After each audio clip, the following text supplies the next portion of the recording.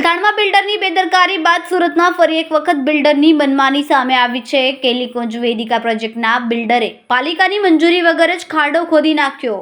યોગ્ય હાઇટ્સના રહેવાસી 200 પરિવાર દ્વારા વિરોધ કરવામાં આવ્યો। પાલિકાની કોઈપણ પ્રકારની મંજૂરી મળી નથી, છતાં બિલ્ડર દ્વારા પેવમેન્ટનું કામ શરૂ કરવામાં આવ્યું। જો કોઈ મોટી દુર્ઘટના સર્જાય તો જવાબદારી કોની? આ પ્રોજેક્ટની ત્રણેય સાઇડ મોટી હાઈરાઇઝ બિલ્ડિંગો આવેલી છે।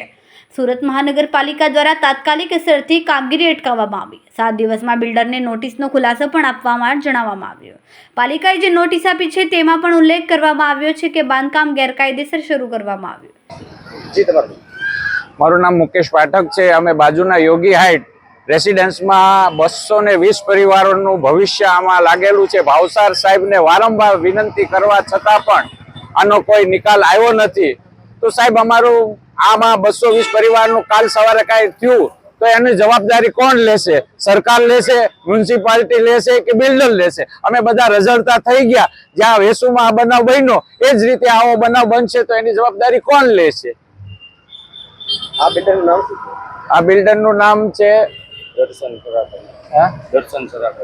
દર્શન સરાકડિયા બિલ્ડરનું નામ છે। અમે ભાવસર સાહેબને વારંવાર વિનંતી કરી છે અને હજી પણ આનો જલ્દી નિકાલ નહીં આવે તો અમે કલેક્ટર સાહેબને આવેદન પત્ર દેવા જવાના છીએ। એટલે આનો જલ્દી ને જલ્દી નિકાલ લાવો એવો અમારો બધાનો હેતુ છે। અખૂટ શીતલ યોગી હાઇટ્સમાં રહીએ છીએ।